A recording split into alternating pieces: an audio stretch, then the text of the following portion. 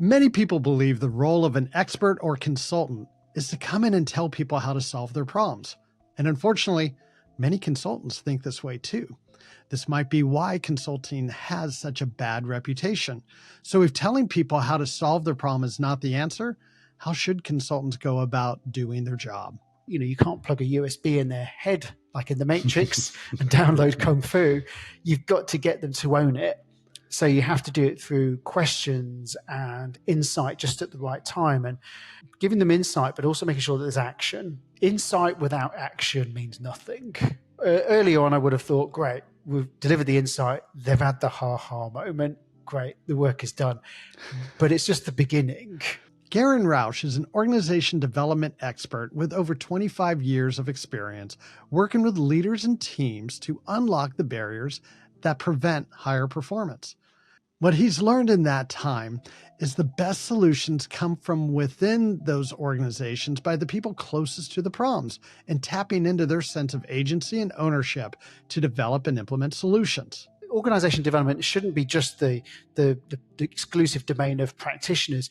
We fundamentally believe that if everybody in an organization had an orientation towards organization development, then our organizations would work so much better. There would be so much less unnecessary suffering in organizations and probably just a lot more, as you sort of describe it, joy, the joy of work and, to be able to work on really difficult things together. The really, really critical things that happen in an organization aren't necessarily the big set pieces, the big, right, let's define our new accountability program. This is what it looks like. Let's do a town hall. Fine. Yeah. It happens in the mundane. Garin is quick to point out that the value of being an effective consultant is not in having the right answers, but it's in asking the right questions. And in the space of organization development, those questions are not driving at something trivial. This work has real life impacts. You do see a lot of suffering. You see a lot of people at breaking point, people that aren't sleeping, people that are having distressed personal lives, the people that are in really bad health condition, because work can do that to you when it's not going well. And the joy often comes from helping them just start to feel a sense of agency. Hi, I'm Roger Kastner, and welcome to the What Do You Know to Be True podcast. In these conversations, we talk with ordinary people about their extraordinary skill, their superpower, and the meaningful impact it has on others. The goal is not to try to emulate or hack our way to a new talent. Instead, the intention is to learn more about their experience with their superpower. And in doing so, maybe we can learn something about the special talent in each of us that drives us towards our potential. If you're ready, let's dive in.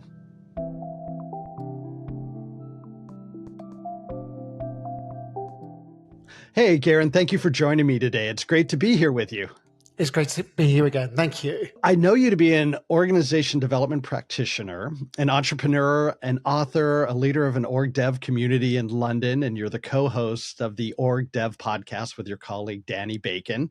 I'm excited to learn more about your superhero power of simplifying complexities into actionable insights. But before we get too far, what's important for us to know about Garin? Well, thank you first so much for inviting me on. It's really great to be here. Well, I'm an organization development consultant and have been for just under 20 years now. And we work with organizations of all different sizes, all different sectors, from working with space technology companies trying to get a satellite into space on Elon Musk's rocket, to sector charity organizations, and everything in between as well. And we do lots of work with organizations in terms of like strategy and decision-making and team excellence and organization effectiveness, I guess, is the thing that it falls all under as well. I do it with my business partner, Dani Bacon, and we co-facilitate almost everything that we do, which is a great experience. And we do a lot of our work through facilitation and coaching and consulting as well. And I'm sure there's something very joyful about that partnership with Dani. And this is the season of joy. So what sparks joy for you in doing the work of org development? So many things underpinned by all of it, because organization development is a really broad field. It's been around for about 70 years now. And it's often described as the magpie profession. So we love to collect wonderful theories and approaches and practices from other fields, from sociology to biology to psychology and everything else. And so there's just so much to learn. And so although it's always in the service of helping our clients, helping our organizations, helping the individuals that we work with, there's a lot of joy that comes from just learning, because you're also trying to figure out the world as well. So Garin, 20 years ago, when I first taken my steps into this, is very different to me now, because you've learned so much. So that's part of the joy. And another part of this, and this is something that Dani in particular enjoys, is often the research phase. And that's where we go into an organization and we kind of have to try and figure out or make sense of what's going on. So the client comes to you and says, look, there's an initial challenge that we're having. There's something over there that's happening that shouldn't be happening. What can we do? And we'll go through a process of understanding and, pulling the layers of the onion and sort of saying, what's really going on here? Is it around dynamics? Is it structure? What is it that might be happening? Often it's an aggregation of all those different things. So that's a great thing. And then obviously the final part is when you actually are truly working with the client and you're giving them ownership and agency over what they need to do to their organization. And with organization development, it's about being temporary scaffolding. So you work with them for a fixed period of time, and then you basically give them the capability to do it themselves. So it's when you start to pull away and then they continue the work after you, but do it in lots of unexpected and wonderful ways. So again, there's sort of three main areas that we get lots of joy from it too.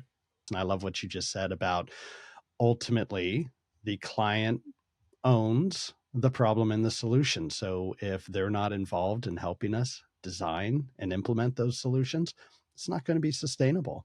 Even when you've just done a particular program with a client and you've given them a particular tool and it's really resonated with them, you can literally pick up the same tool and put it in another organization and it won't work because the organization maybe has a history, maybe it has an experience, maybe there's a lack of trust, all sorts of different things. So these all contribute to these things not working. And the temptation is basically, you see the problems and you can apply all your organization development experience, but clients are on a different journey to you. They're not ready.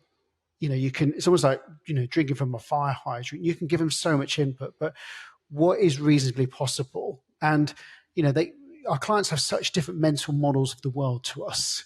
The way they see the world, their biases, their preferences, all those different things are so different to us. So you really, I think that's probably part of what it is, which is like really putting yourself in the shoes of them, understanding from the different perspectives, understanding the organization they're in and all the different forces that are at play in there, and then carefully selecting the right method, approach, insight, tool, whatever it is for that person at the right times that it makes sense, and being patient that you then, once they've kind of applied that, then you can give them the next piece. Or if that didn't work because there's no guarantee of success, okay, well, what did we learn from this experiment? Okay, well, we've learned this. That's great. So that's learning. Let's keep going. Let's try something else. And almost like we're learning together.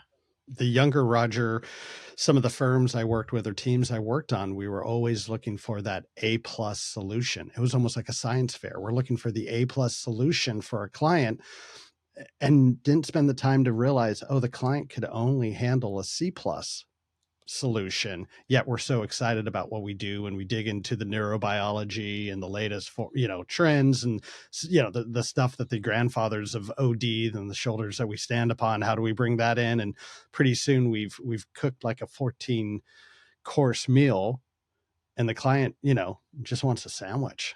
It's all they can consume right now. Maybe they have dietary restrictions, and maybe I'm taking that metaphor. No, it's a good metaphor. And I'm going to get hungry soon. So, but it strikes a chord, because when I did my master's, one of the sort of the main tutors on the course was from the Tavistock, and the Tavistock in the UK is kind of sort of world renowned in terms of how it's working, sort of group dynamics and whatnot as well. And she was always like, it's the next step to better. We really took that to heart. We do a weekly newsletter and it's called The Next Step to Better. I often find, and I'm sure you're probably the same way, is that we often come across people that are potentially highly intelligent, very smart, always been successful, but they feel stuck. Whatever they've tried, it hasn't worked, and they've tried lots of things. So if you give them too much, it's almost easier then to withdraw a little bit as well. So how do you build those small steps that they can apply? So as a recent guest on your podcast, the OrgDev Podcast, I love that you and your co-host, Dani Bacon, asked the question at the end, what advice would you give to people starting out in OD? Why is it important to you to help and support and inspire new OD practitioners? This podcast that we do is almost like we designed it as the podcast that we wanted when we started out. When you do a podcast, you're never quite sure what's going to happen to it because you kind of produce it and then you give it to the world and then the world consumes it in its own way. But what we really wanted to do is organization development is one of those professions. Its variety and its diversity is its strength, but it's also one of its most biggest challenges. So you're not licensed or registered as an OD practitioner. So, anyone today can call themselves an OD practitioner and off they go. That first few years that you're doing it, there's a lot of imposter syndrome. There's a lot of, well, what is it? Am I doing it? Am I doing it well? And we put ourselves under a lot of pressure because the stakes are really high. The OD is not for the faint of heart because you really are working at an individual team and organizational, cultural level. That you want to do it right. And I think the reason why we ask that question is to sort of reduce that learning curve, that there is no one way. Obviously, there's some principles that can really help, but it's also really important to have that support in place and also to be patient. Like with most professions, if you went into the medical practice, there's so much jargon that goes with it. So when people actually mix with experienced practitioners, it can feel quite intimidating and quite feel overwhelming because people are talking about gestalt and inquiry and all sorts of different things. I'm like, well, what is this whole new world of language?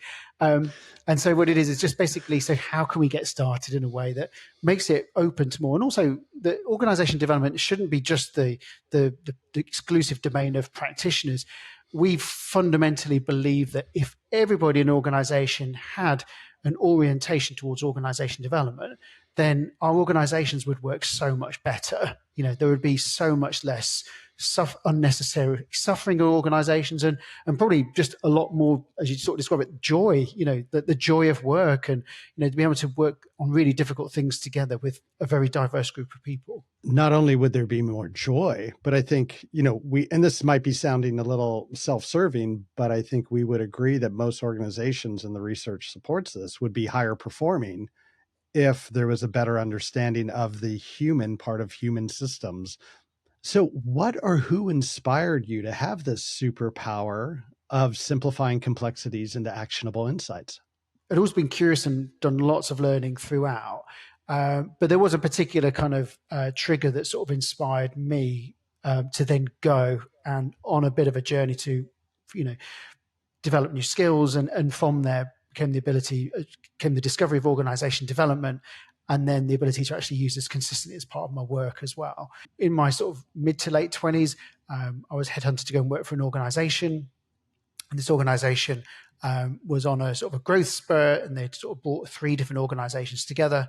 And they basically brought me in to bring these 3 disparate organizations doing 3 different things, to bring them together to provide a kind of seamless, unified kind of service to the market. At the time, I did everything I thought I could with the knowledge that I had to bring these things together. I even read every business book that was around at the time. I spoke to lots of different people. I'd use my own sort of native wit and all that kind of stuff as well to try and do it. And it didn't work. Everyone has like a something that happens in their career, which is, quite a catalyst for things. And often it's built around a failure or what they perceive to be a failure at the time. But often when you look back, it's not a failure. It's a huge opportunity but in my mind that it didn't work. And I was just so frustrated, and all those things, I sort of felt that feeling of being stuck and working so hard and it just not working. So then I went out and basically decided to work globally. So I went over to Shanghai and worked over there and got exposed to lots of other organizations, and then moved to Australia. And that's where I discovered organization development, because I was working in a leadership consultancy. And then for me, it was just like really just honing the skills, like just absolutely devouring organization development. All of a sudden, things really made sense why organizations don't work in the way that they work. And that then just opened me up to loads of different theories and practices that I hadn't been aware of, systems thinking, all these things that you kind of understand it, but then when you do see it, it seems so obvious. And then the challenge then was how do you then apply it with, leaders or people out doing work? And so part of that was then learning, how do you work with them in a consultant capacity? How do you work with them in a coaching capacity? And then how do you can't plug a USB in their head like in the Matrix and download Kung Fu. You've got to get them to own it. So you have to do it through questions and insight just at the right time, and giving them insight, but also making sure that there's action and supporting them as they start to take action, because with action is risk, and they become visible. And often when you're working with people that, they don't feel at their best. So that was when I started to really understand how you can use it well, and then just really starting to measure the results, because you have to learn. And through supervision, working with different individuals and organizations and teams, and really seeing what worked really well, and when it didn't work so well, how do you keep them supported, because things don't just happen in a linear fashion. There are powerful lessons in failure. Yeah, and I think I do hear it thrown around so much in organizations. It's okay to fail. And is it really? Would they really tolerate someone failing? On an individual level, there's an identity piece. So when I failed, or whatever it was, according to the metrics, it really went counter to my narrative about myself, because mid-20s, you're on an upwards trajectory, and you'd only known sort of promotion and sort of success until that point, and all of a sudden it's like this wall, and it can be really profound, and I think, the agile methodology, which is like, to fail fast. I don't think you should fail fast, particularly for your first one. You need to really take the lessons from it and become, get a sense of perspective from it as well.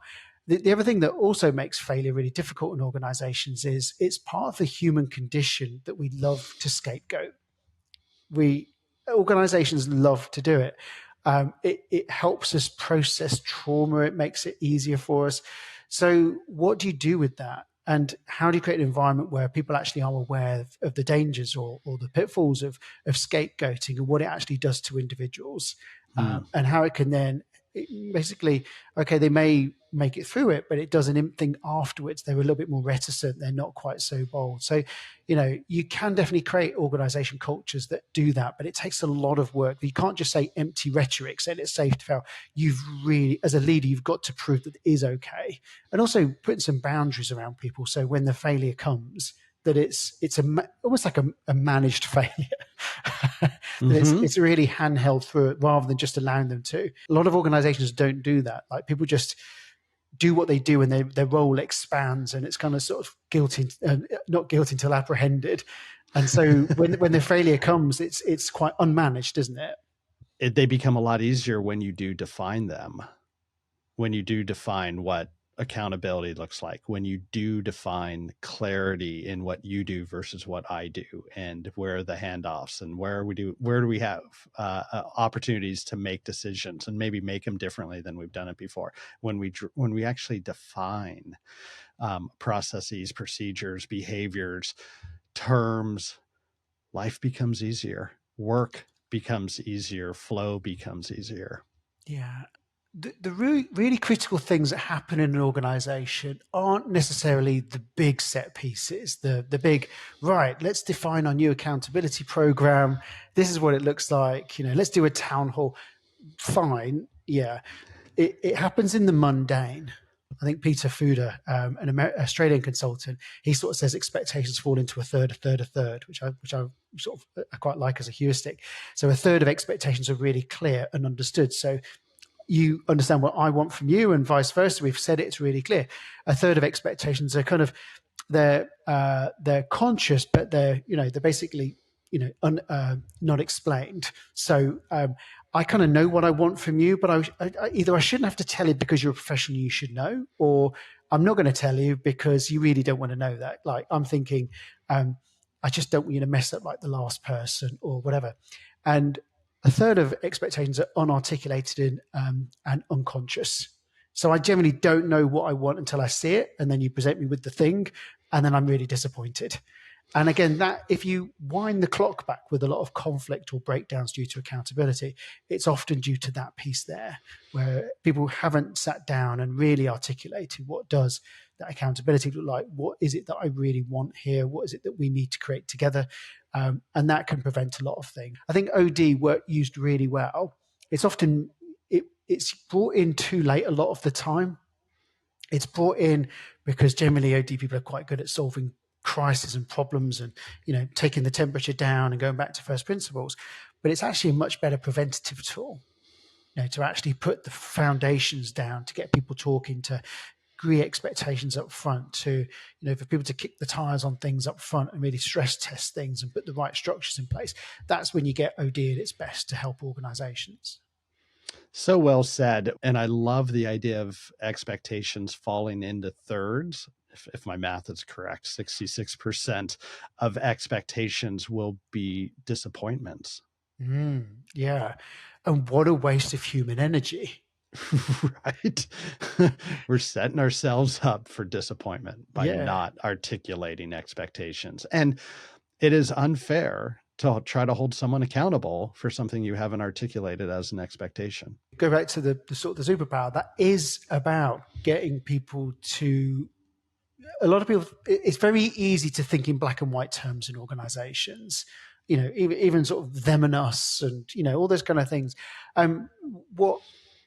What it does is it takes something complex, which is the fact that, we're all contributing to it. We all contribute to the context that we find ourselves in, presenting it in a simple way to give them a tool to do it. But in the process of it, actually making the world a lot more complex, like a lot more gray. And actually, do you know what? There is no simple solution to this. Like, yeah, maybe they did drop the ball on this, but it's not as simple as that. We need to understand what really, really happened. And so it is like, how do you create more complexity and more gray areas in people's worlds? Because things aren't either or. The world is and, isn't it? Yeah, and being comfortable being in the gray. Yeah, you had a really good episode that you did on polarity. So yeah, just acknowledging that really good episode and signposting people to it if they want to go deep into that.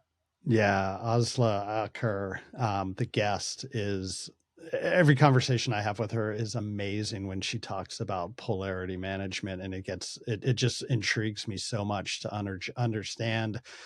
And it's kind of a misnomer the way she talks about polarities, in that it's really calling these two things being distinct. And she says, actually, the management is really the energy between them and bringing them closer together and really looking at more of the commonalities and the context in which those two things exist. And that energy is so much more valuable than the idea that you have two polar opposites. Yeah, and we get brought into a lot of organizations where there is a really strong polarity going on in there. You'll find that within an organization, there's people are maybe falling into two camps around certain issues. So it could be old traditional ways of doing things in the organization and new. And many new managers have the playbook of, because they've been given a mandate to go in there and make change. So in a way, the CEO or whoever the hiring person has a huge responsibility in creating a huge polarity, because they're like, I want you to go in there. I want you to disrupt things. I want you to, they're not very good. They're too slow. You want you to go in and shake things up. So this person goes in hard with new. And the natural human response when people have been in there for a while and they've mastered something and they've worked really hard is to go, well, actually, these traditional ways do work. And so what happens is, because we're unable to sort of go in the middle and say, well, what are the upsides of bringing new and fresh ideas in, like new ideas from the market, or, be able to break the status quo? And what are the brilliant ways that we found that are really efficient, that we've learned the hard way that these things don't work? So that's why we do it. So that's why you often get these huge polarities. And there could be a range of things. It could be that short-term, long-term. It could be, again, one we see quite a lot is leadership team versus team of origin. So where a leader is like, kind of, how do I, who do I sit with on this one? So I think polarity is a really powerful tool, because again, it's something that's very complex. But when you give it to someone and it starts, it's almost like the science of the aha. It's a cathartic moment often where it's like, oh, right, now I get it. And in reflection, polarity, probably, if someone had sat down with me as a coach when I was in that situation in my mid-20s and gone, you are in the middle of a polarity, my tactical approach would have been absolutely different to that whole thing. So where and how does joy show up for you with your superpower of simplifying complexities into actionable insights? Part of it is figuring it out for yourself. What is the complexity that you're seeing, and how, what is a way of seeing it? There's something around making sense of it for yourself. and often using a team around you to come to it. So Danny and I will work through a lot and go, well, what is really happening here? And so there's joy in that, and us figuring it out. And Danny sees the world in a very different way to me, and we have to, we've worked really hard to get our relationship to a really good place, and we do see the world, so we kind of complement each other, which is really nice. So there's a lot of joy in like bringing two sort of brains together to work it out. Part of the joy, and it says because as an English person, we don't really use the word joy very much. We would say satisfaction, but I'm embracing the word joy, which is because I think that's probably the right word. There is a joy, like when you're with someone and they do feel stuck. I do, in the nature of the work, I think, many of us in organization development are deeply empathic. We do feel how others feel. We also have lots of emotions projected onto us, and that's part of the skill. It's like, how can you hold that emotion for someone who's anxious, stressed, angry, whatever, hold it for them and give it back to them. And we are starting to help them see things in a different way. And then they start to feel a sense of agency. You do see a lot of suffering. You see a lot of people at breaking point, people that aren't sleeping, people that are having distressed personal lives, the people that are in really bad health condition, because work can do that to you when it's not going well. And the joy often comes from helping them just start to feel a sense of agency. But you have to really keep a check on it. You've really, because OD isn't about having an ego and going, I want to be the hero or the rescuer in all this and get in the drama triangle. You've got to get them to own it. And I think one of your sort of previous speakers, was it Bennett Bratt, said no one washes a rental car. So you've got to help them take ownership of it. When you're working with them, you do feel a great sense of that's brilliant, but don't get too invested that it's all about you, because you're not doing the work. They've got to go and do the work as well. And then the joy, I think I sort of mentioned this earlier, is when you do work with them, we work in sort of short, intense times. We'll do a day or 2 or 3 days with them, or a session. And then you come back a few weeks later and they say these things have happened, and they're just really unexpected outcomes. They've made a connection. They've bridged what we would call, like in organization design terms, a difficult link. So two different parts of organizations that they're naturally in tension because they've got conflicting priorities, and they've been able to work a way through and move forward. And I think that's a real sort of sense of joy that comes with it. And then what's really nice as well, because I think once you've been doing it 20 years, for a lot of people, that's a big part of their career. So you can actually see people that you've worked with many, many, many years ago, and they've gone forward and they've put what we've worked on into their own organizations, their own teams. And so it's then to the power of 10, then you're starting to create more cultures and more places in really unexpected ways as well. So I think constructive behavior is really contagious, and that's deeply satisfying. And I'm getting more and more of that as the longer I've been doing it as well. So you said something in that response that has me thinking, how do we bring more joy to England? We need more joy in the UK, and satisfaction just doesn't sound very satisfactory when it comes to joy. Joy is so much bigger than satisfaction, but now we're getting into semantics, which is probably not a joyful place to be. I know that I'm going to, if many people in my field are going to be horrified that I've just said what I did that. Really? Well, there's within OD, there are a lot of people that really express joy. I don't know, maybe it's my own sort of upbringing in that I'm from up north. I'm from Lancashire, which is a very down to earth kind of industrial part of the world. And it's quite a humble place to come from as well. So, you do feel it, and you do feel it satisfying. But we definitely do feel joy. We definitely feel happiness as well. And I think particularly like younger generations as well are much more expressive, much more progressive than older generations, where, you very much kind of sort of kept your emotions to yourself. You didn't necessarily share things too much. So there is definitely work to be done, but I think I'm probably being a little bit hard on our nation. Well, I mean, I remember not too long ago asking a group of leaders on a scale of 1 to 5, how effective was the activity we had just done. And everyone gave it a 5. Americans, we only know 1 or 5. Whereas the one Brit in the room gave it a 4. And so as, as I've been taught as a facilitator to ask, hey, you gave it a 4, what would it take to give it a 5? And she's like, I'm from the UK. I don't give anything a 5. Nothing's a 5. That's something I've heard a lot. There isn't a 5. Yeah, no. It does not happen. It's kind of like when Derek Sievers talks about, these people who use the term awesome all the time. Like, then what do you say when something actually is awesome? You don't have anywhere to go after you've already used your 5 or already used the term awesome. Yeah, well, I think it's an interesting, because like in the OD field, you can, it's very easy to be deficit focused. You're brought in and you're looking for what's not working. And one of the fields I sort of practice is appreciative inquiry, which is what is working, because there'll always be things that aren't working. Like, it's just, I'm yet to see the perfect organization. So it is really easy to get caught into that trap where you're just looking for what's wrong. But really, if you really want to energize people, then, focus on what is working. And I think that can really warm things up for people quite quickly, even when things are difficult. If you start to, let's just put some boundaries about what isn't working. Okay, we acknowledge that. But what is working really well? And that can be like a huge air change in a room. Yeah, people don't want the whole laundry list of everything that they're doing wrong. They want to be acknowledged for what they're doing right. Absolutely. And also people can weaponize the bad. You know what I mean? Again, it's like... that's why we're there in the first place, because they probably already have weaponized the bad, right? It's true.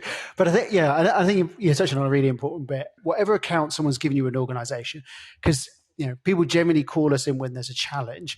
It's just so tempting to get in there with them and go, oh, you're absolutely right, but you have to look, because you need all the skills or things that have happened to create the good to actually reverse what isn't working as well. And in all of that good that is working, and there is often a lot that people just don't see it or choose not to see it, then there's just so much agency in there. And that gives them the confidence to really lean into the very difficult things, and also give them to live with what's not working. I think sometimes that's another thing.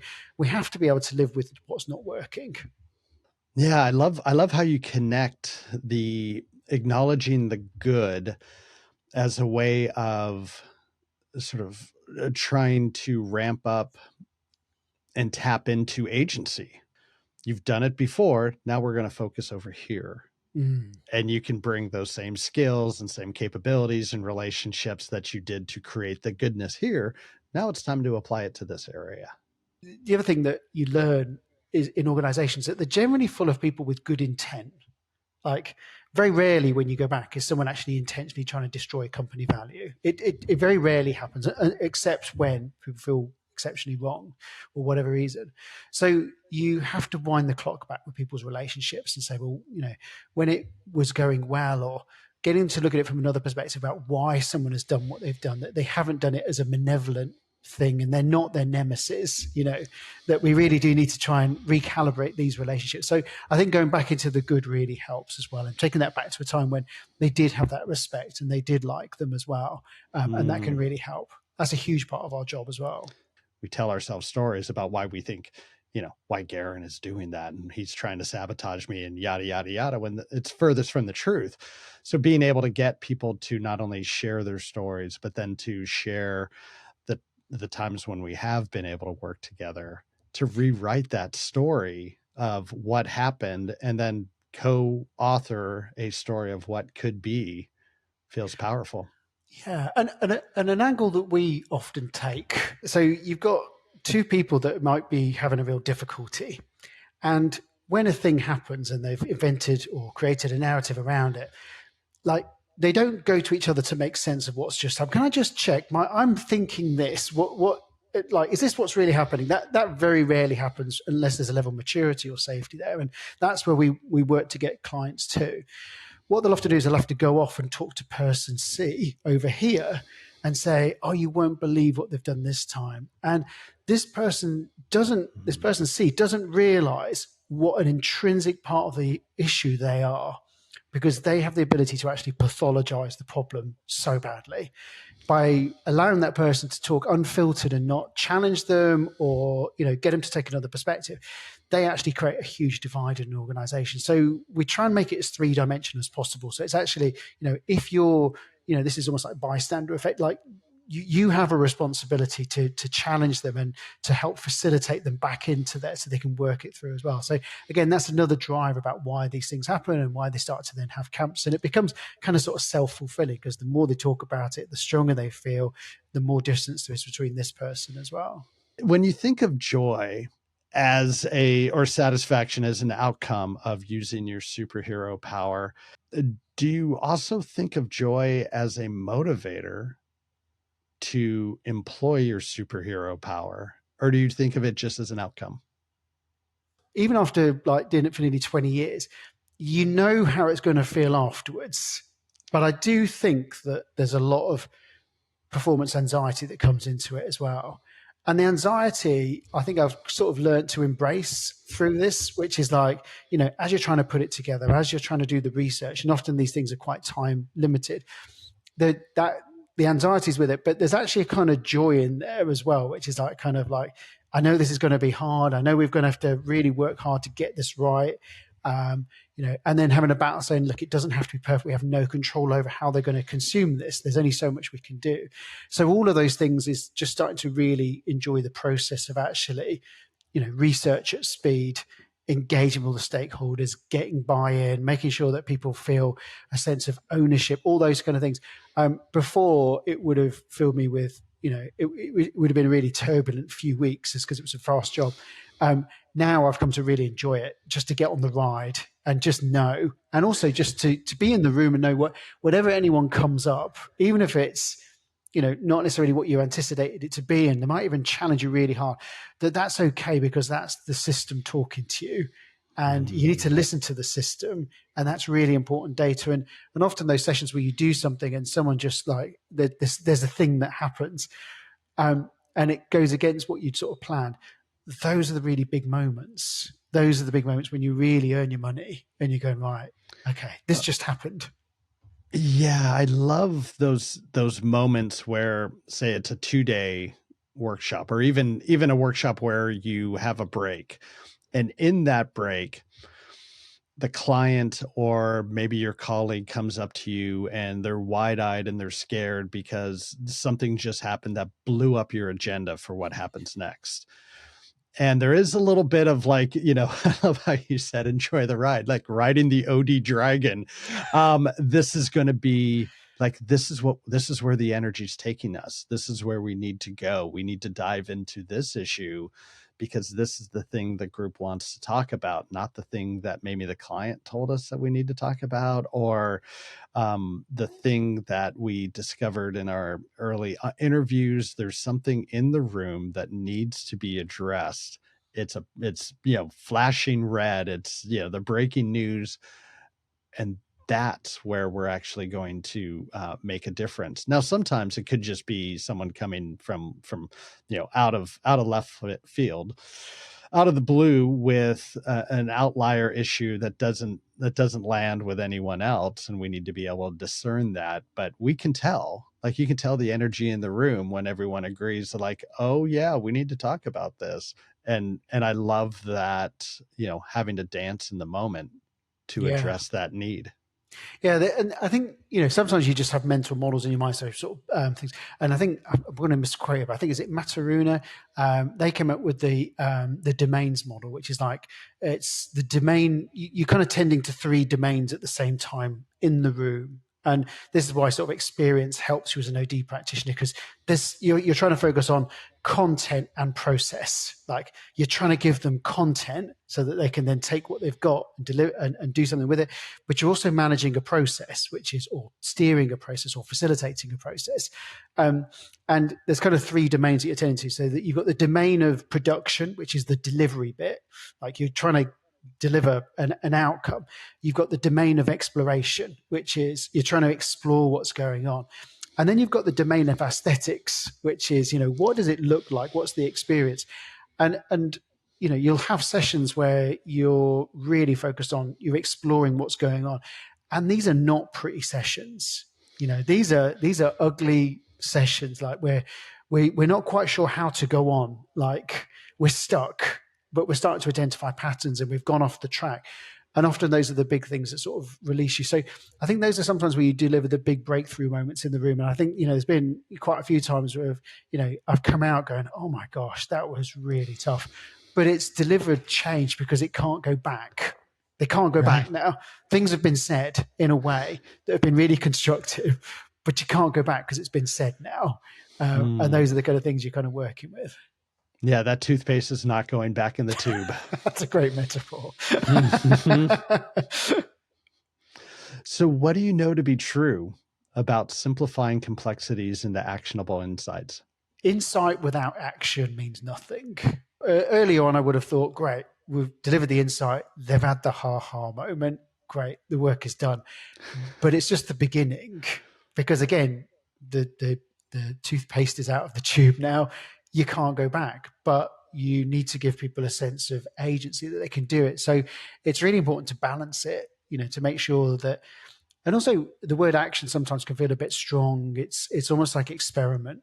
They just start to do a few small things that, and often with systems, small things can often make all the difference, which is again, quite a sense of agency. The other thing to be true is just because I find it really interesting doesn't mean they will. They may not find it interesting and they may not be. So keep trying a different way, keep finding a way to frame it so it actually matters to them so they can deliver or get the value that they need in their world right there and then. I'm a big fan of, is it Derek? I can pronounce his name, Derek Cabrera, the systems guy. He says things like, the truth will set you free, but it will piss you off initially. Which I think is great. And I think that's part of what we're doing because, people don't want to think about the human system because it's like, well, I've told them to do it. They're not doing it. And it's like, well, okay, I think it's time to introduce a little gray here.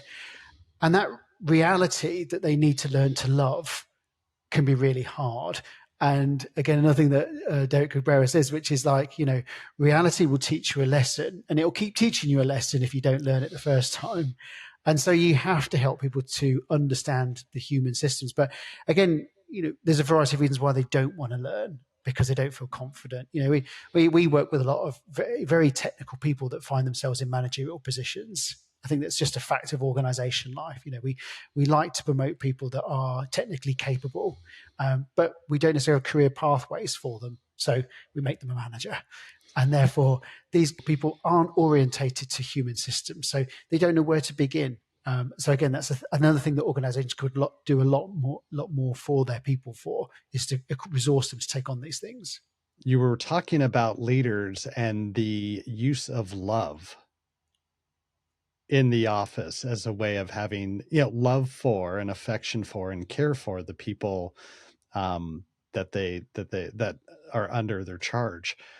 What are you seeing as the role of love in the work we do in supporting leaders take responsibility, accountability for leading teams? Yeah, it's a really good question. I think managers really struggle to show affection in the workplace when sometimes it's the most important thing that they could do. It's interesting. So a lot of managers will confuse equality and equity, for example. So they will think that they have to be fair because that's the right thing to do. But a lot of people in the organization will need different levels of support according to wherever they are on their journey. So they do show affection for their people, but they don't necessarily show it in explicit terms. They wouldn't say it, but you have to judge them by their actions. The fact that they are trying to resource you, the fact they are going into battle, the fact they do pay attention to these things. They can't necessarily say it because they don't yet have the words to say it, and we're working on that. We'll get to the point where they can show appreciation. But you have to see that in their motives and their actions, there's affection too. Mm-hmm. I've deflected the word love into affection here, haven't I? which I mean, it does still feel awkward to talk about love in the workplace. I don't know how you can be an effective leader without having a sense of duty, care, and affection for the people that report to you. Maybe it needs to expand to the whole environment, not just the people that report to you, so you don't create, a sense of tribes or clans within organizations. Yeah, and I think we make it really difficult for employees, don't we, in organisations, because we say we want you to be passionate about your work. We want you to, love what you do. We want you to bring your whole self to work, but we don't want to see all of it. And if you get really upset or you start to get emotional in the workplace, we don't want to see that either. So we're kind of really creating this kind of double bind for our employees. So I definitely think there's French, and I don't have the words. Dani speaks French, but French often is a much more subtle language than English. It has like different nuances in terms of different types of love. I'm sure there's probably a better word for love that we could borrow from the French that would describe a really healthy, constructive love in the workplace that people can express without the other, without muddying the waters, or make people just feel, that's a bit too much. I can't disclose that much. It's an often overused saying, but people just work so much together, don't they? You do form a bond, whether you like it or not. And, I think the other side of love that's kind of lost in organizations is, organizations let people go for a variety of reasons. And if you have really loved having a relationship with someone alongside you, that you've worked together in really difficult things, you've overcome huge obstacles together, and then that person isn't gone, we don't allow them to mourn. They just go, and they're gone quickly, and maybe they get an email saying they're gone to pastures new, but we don't allow organizations to mourn, and that kind of goes into that unprocessed trauma that goes into organizations as well. So I think, and that can feed into a lot of conflict that we see, where people then start to feel that lack of psychological safety because they've lost people that they've really had great relationships with, that they've been really fond of, but they've not been allowed to mourn them as well. That's a very good point, because I know in a lot of organizations, when there's like a reduction in force, and as a leader who's had to let large numbers of people go in the past, there's an idea of, hey, you need to help your people move forward to the next thing. Sort of, you need to get them through this grief or mourning period as quickly as possible by getting them focusing on the next possible action. And that seems harmful, because that sense of mourning, grief, the end of love, like we've all had heartbreak before. And we know what that's like. Yet in the office, it's like, no, let's go to the next meeting. Let's work on the next deliverable. And like, that's denying our humanity right there. Yeah, but there's ceremony behind it, isn't it? You can't think of many other things in life where you spend 8 to 9 hours a day with a person. You literally communicate with them probably more than your own partner. And then the next day they're gone and never spoken about again. Like, it's a weird thing to do that. Yeah. And we never speak of it again. And if we do, then it's seen negatively. And then we may tell negative stories about what that person did, because we like to then blame them, because that's what human systems do. So it's such a strange thing. We don't slow things down. And I guess if I had one wish for organizations, is just, slow down. Throughput increases when you do less things.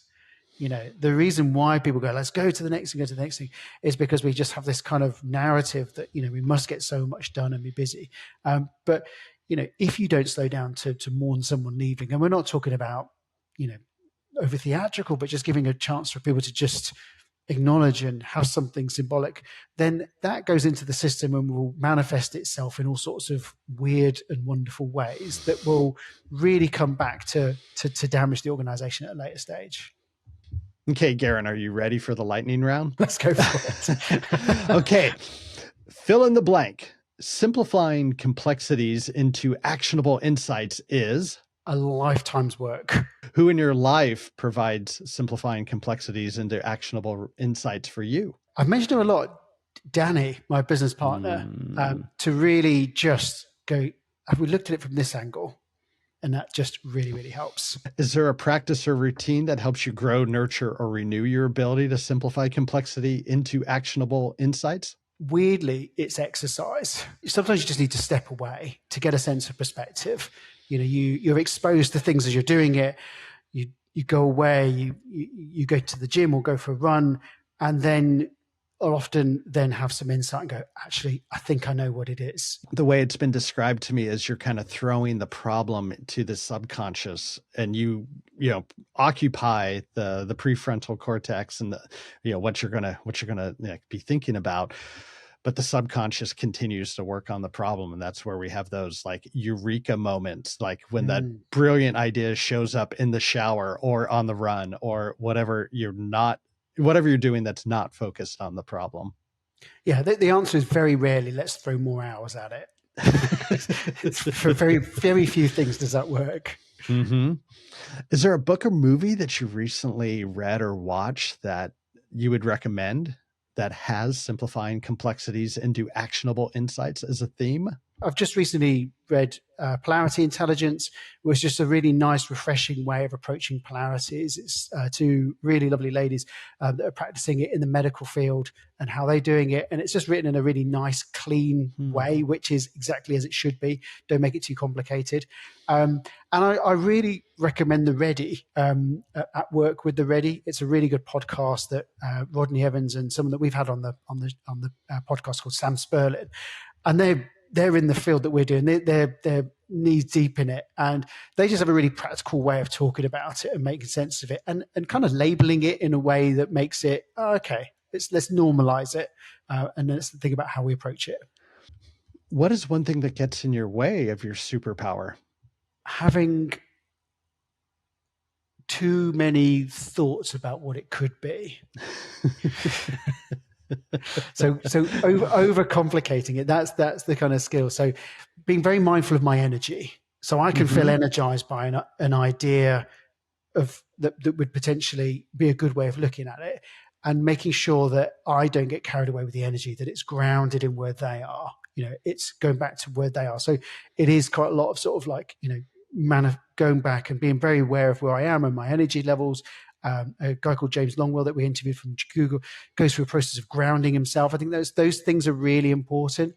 So sometimes in a session, I'll just actually do like a little bit of exercise just to ground myself through a little bit of meditation or whatever, just in the moment, just so that I'm just more with them. No, I love that. If a listener wanted to ask you a question or follow you, where do you want to point them to? We're very active on LinkedIn. So we sort of our philosophy that we want to share our best stuff. We want people to use it. So if you connect with me on LinkedIn, it's a great doing it. We post a lot of things. We love people engaging with us.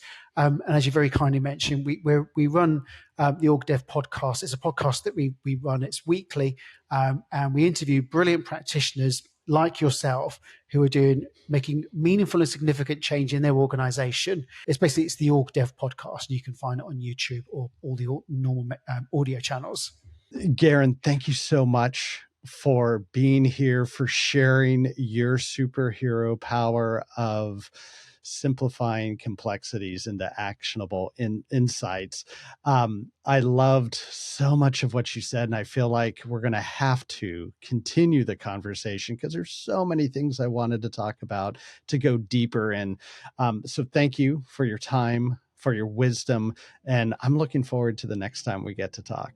Brilliant. I've really enjoyed it. It's been a really great experience. So thank you, Roger. Okay, be well. Bye-bye. Thank you all for being with us in this conversation. And thank you, Garin, for sharing your expertise in facilitating agency and ownership and problem solving through your organizational development work. The question I'm asking myself now after this conversation is, where can I be better at stepping back from problem solving and be better at stepping up at facilitating others to own and solve their own problems?